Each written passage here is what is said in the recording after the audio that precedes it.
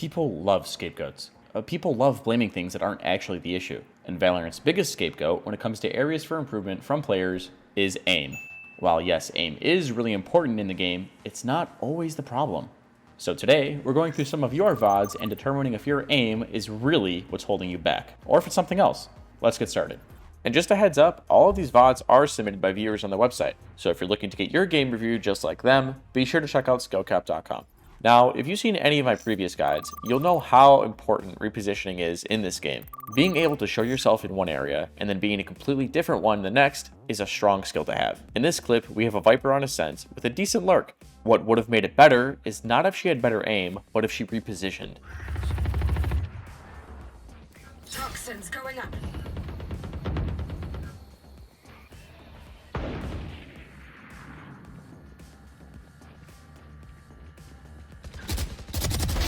Dead fool.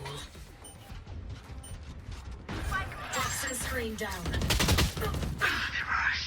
If you put yourself in the enemy's shoes, their comms probably sound something like, "Oh my gosh, this stupid Viper's in mid!" So naturally, the enemy's crosshairs are going to turn and stare at mid. Now imagine if Viper tucks and hides, or simply gets her crosshair ready to kill another. Her lurk now turns into a round-winning play. She can hide, waste the enemy's time trying to clear her, or peek out when her teammates start taking contact. The initial lurk she had trying to kill mid-rotates was good, but it could have been even better. This concept doesn't only apply to lurks either. If you're anchoring a site, you want to be constantly switching spots so you're being unpredictable. This is why sometimes you'll see an Omen or Astra smoke on site and play around in it. It's just hard to clear. Take a look at these two players from NIP in the most recent Iceland tournament. BNJ does a great job using his environment around him and his smokes to reposition and make it impossible to take the site. I mean, you can't get the bomb down if there's an Omen doing something like this.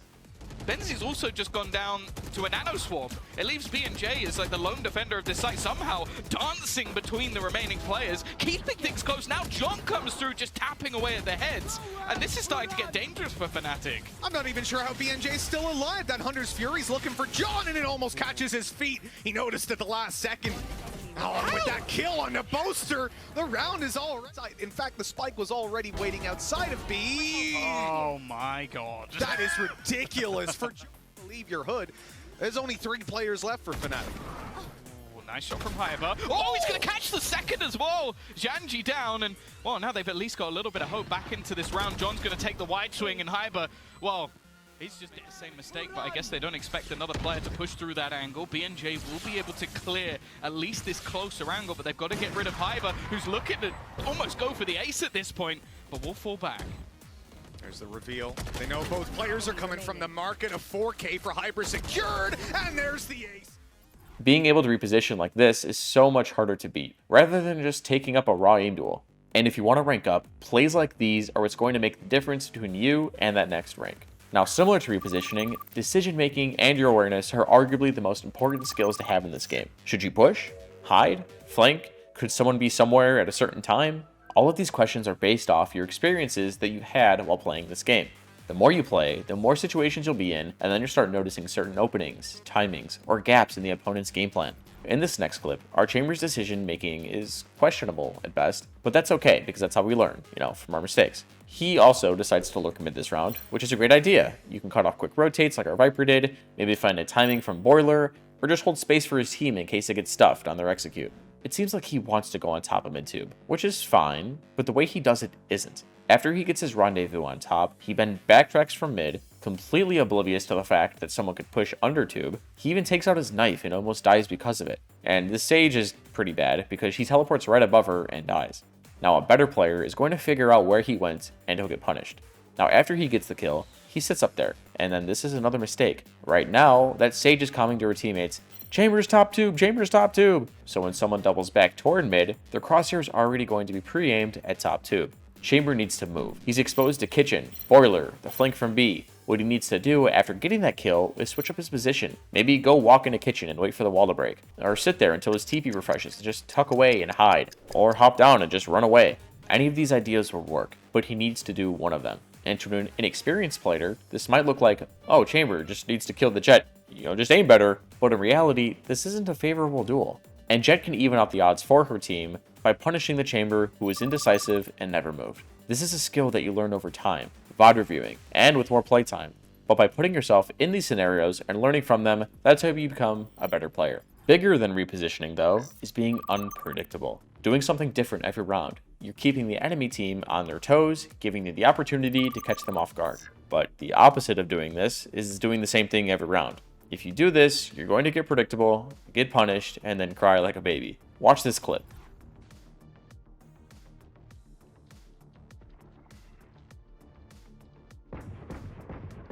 Hey. This is gonna be fun. Are you gonna like actually? Can you take long? I'll let you have Still in sight. Yes, I would love. Get out of my I've been way. turning me on like suicide. Oh, bruh. And I want you to tell me, what's similar about all of these rounds? Yes, our Reyna peeks Hookah literally every round. Eventually, this gets super obvious and she gets punished for it. And I don't know why duelists always think that they always have to swing everything and drop 50 kills a match. I mean, first off, that's just not realistic. But second, why not just hold an angle? Set up a crossfire. You don't always have to swing the buy barrier. And if you do, you're going to get pre-fired or countered, especially if you do it this often. But this doesn't just apply to duelists. This applies to every role. Sova shouldn't continually shoot the same dart. Omen shouldn't paranoia the same spot on the executes. Ray shouldn't lob her paint shells in the same spot every round. You get my point. Staying unpredictable makes you uncounterable, and that's when you start winning rounds for your team.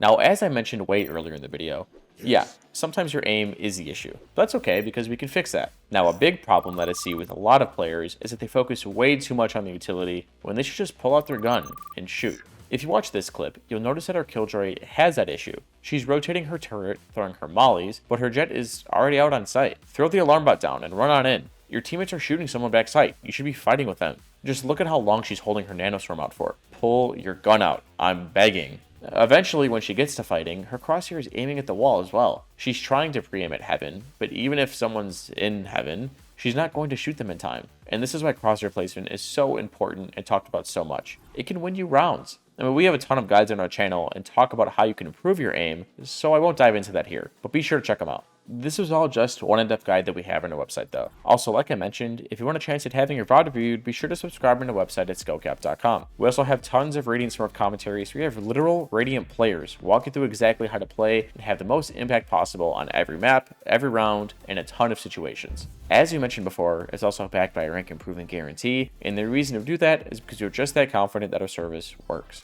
And if it doesn't work, then you shouldn't pay. So what are you waiting for? You got nothing to lose. Head on over to SkillCapped.com and get started on your way to that rank that you deserve. So I hope this video helped you guys recognize that your aim isn't always the reason why you're losing. I mean, sometimes it is, sure, but that always can be worked on. But you can't forget about everything else that we talked about today, because those are the things that will separate you from the next rank up in-game. As always, if you guys enjoyed the video, be sure to drop a like and subscribe to the channel down below. It really does help us out. And that's all for us. I'm Teets, and we here at SkillCapped want to thank you all for watching, and we'll catch you guys in the next one. Take care.